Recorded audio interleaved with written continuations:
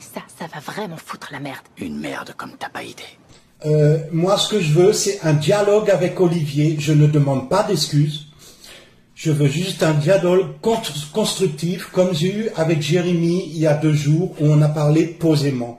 Je veux qu'il m'écoute, ou qu'il m'écrive en MP, c'est pas un souci. J'attends pas d'excuses, c'est pas mon truc, mais j'ai horreur de l'agressivité. Et moi, je te dis, franchement, mon groupe va continuer. Je vais continuer à supprimer certaines publications ou commentaires trop agressifs, mais mon groupe, je ne vais pas l'arrêter. Comme tu dis, on peut passer à autre chose, je suis d'accord avec toi, mais j'ai créé ce groupe pour rigoler et je continuerai à le faire. S'il y a un peu d'agressivité... Question, ça m'arrange que tu n'arrêtes pas, parce que moi, franchement... Il y a des trucs, vous avez Jean-François Bernard, je crois que Jean-François, il est exceptionnel dans ses vidéos. Et puis même ses points d'humour avec ses phrases de millions de non, il faut continuer. Et je pense que même il faut l'étendre. Il faut aller chercher ça, même sur des gens sérieux. Je pense vraiment que vous êtes sur un créneau que je n'avais jamais vu sur les réseaux, et qui est vraiment un bon moment de détente. Si en plus, vous savez, joindre du sérieux ou des remarques constructives, vous allez faire un carton. Là, je peux te dire qu'il y a beaucoup de soutien d'Olivier qui ont vu le live. Ils vont vite se remettre en question quand ils vont voir la gueule des trolls, des gens qui sont posés, qui sont calmes, qui sont pas insultants. Ça n'a rien à voir avec ce qui est présenté. Je peux t'assurer que c'est là, pour moi, la réussite de ce live, elle est sur le fait qu'on a mis ton groupe en avant et que vous êtes comporté de manière respectueuse et calme. Merci. On est tout à fait, je te rassure, bon, nous on s'est frotté à Olivier il y a bien longtemps, Hugo on a été aussi témoin des problématiques, voilà, donc on connaît le personnage, et honnêtement c'est quelqu'un qui, pour beaucoup en fait, n'apporte rien, n'amène rien, si ce n'est que pour aller dans son téléphone.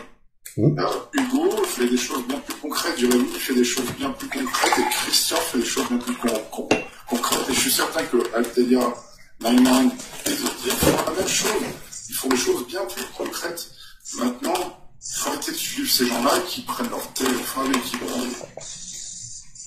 voilà. Je veux juste dire encore une chose, après je vous laisse parler. C'est que moi je le suis depuis 4 mois maintenant, et il y a beaucoup de monde qui le dit et qui vont vers ma pensée. Il va tomber sur un os une fois et ça va lui faire mal. Hein. Ça va lui faire très mal. Hein. Marseille, il a fallu tomber dans l'eau. Oui, je sais. J'ai vite fait à Marseille. Hugo. Moi, autant je peux avoir un peu de rejet envers ce personnage, parce que la première fois que je l'ai rencontré, ça a été à Paris. C'est là que je l'ai rencontré aussi pour la première fois avec l'Alliance éco-citoyenne, c'était fameuse la conférence de la presse en carton. Avec Olivier, j'ai été déçu par ce personnage, et j'ai tout de suite cerné en fait que c'était quelqu'un en recherche qui était en recherche de congratulation, de reconnaissance. Après où je peux l'excuser peut-être, c'est que je pense je ne connais pas son enfant, je ne connais pas son parcours psychologique.